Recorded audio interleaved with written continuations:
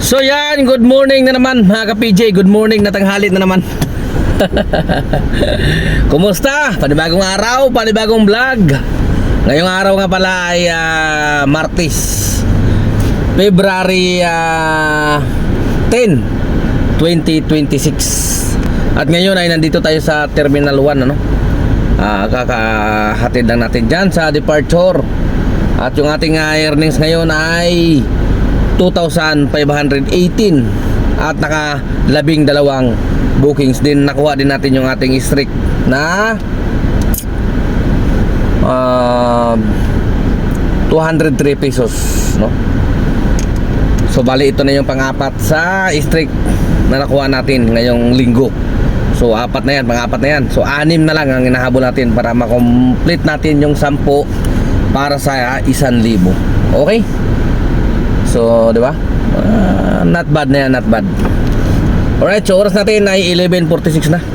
So ito, medyo rolling tayo hanggat maaari papuntang Makati o kaya Cubao. Sana may pumasok papunta roon para makakain natin ang tanghalian, no? So yun lang, at ingat po tayo lahat. Nakapagsimula nga pala tayo ng biyahe kanina, ano na, tanghali na. Eksaktong alas 6 na. Kasi kagabi medyo ginabi na tayo. Inabot na tayo ng alas 10, no?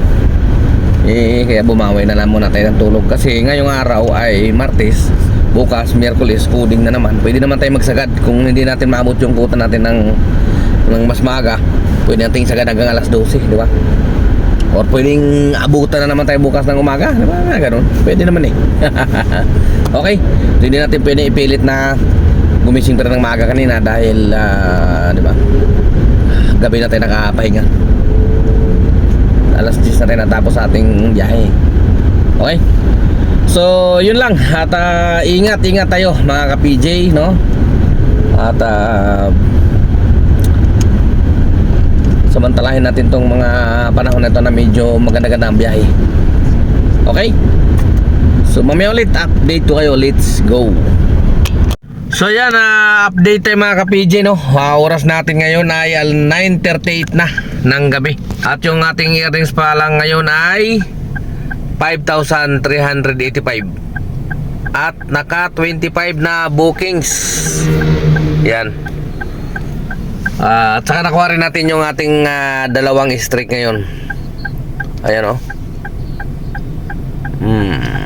186. At saka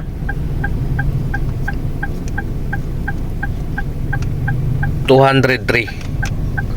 Yan, di ba? Ayan, oh. 203 at saka 186. 300 plus na rin yan. Okay. Siguro rolling na ako pa Valenzuela, no? Nakasit din na rin ako papuntang Valenzuela. Uwi na muna ako ngayon dahil naabot na rin naman natin yung ating quota, no? Ay, ang sabi ko lang naman, pag hindi pa umabot yung ating quota, magsasagad tayo hanggat magdamag pa yan.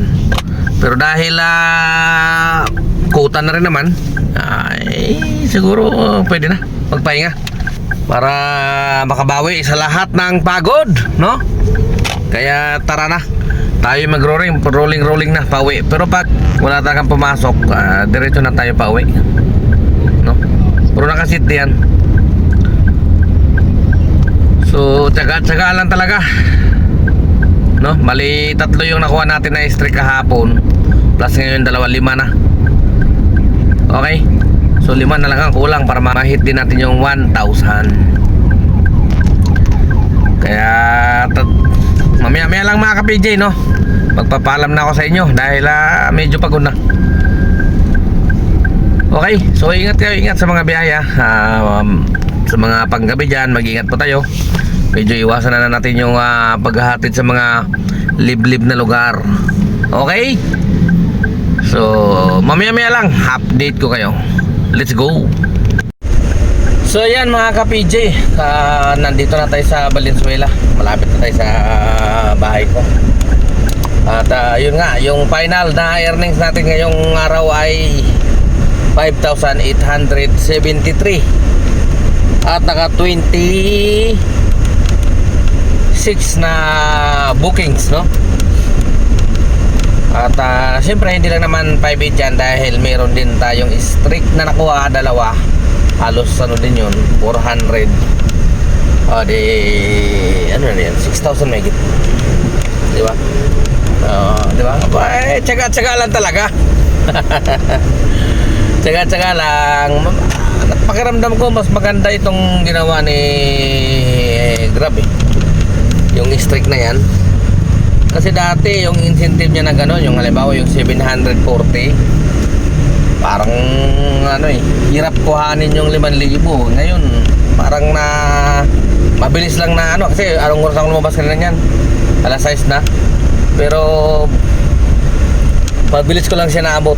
Dahil ano nga, parang strike anywhere ka ang mangyayari sa'yo. Tapos, hindi ka na namimili ng masyado ng ano, ng booking na binabato ni Grab kasi bawal mag-cancel eh, no? Minsan nakakapag-ignore pero hindi madalas. Hindi katulad noon nung incentive na nung nakarang incentive. Siyempre mas pipiliin ko na malapitan lang lalo pagdating sa oras ng incentive, no? Pipiliin ko 68 pesos, 70 pesos, di ba? Mas pipiliin ko yun kasi kailangan ko ng rides. Ito hindi, importante mahit mo yung dalawang minimum na rides para qualified ka para sa strict, di ba? Kaya para sa akin mas okay to eh, no? Tapos hindi nasasayang yung booking kasi pipilitin mo talagang kuhanin ng pasahero eh, di ba? Hindi katulad noon ng mga nakaraan.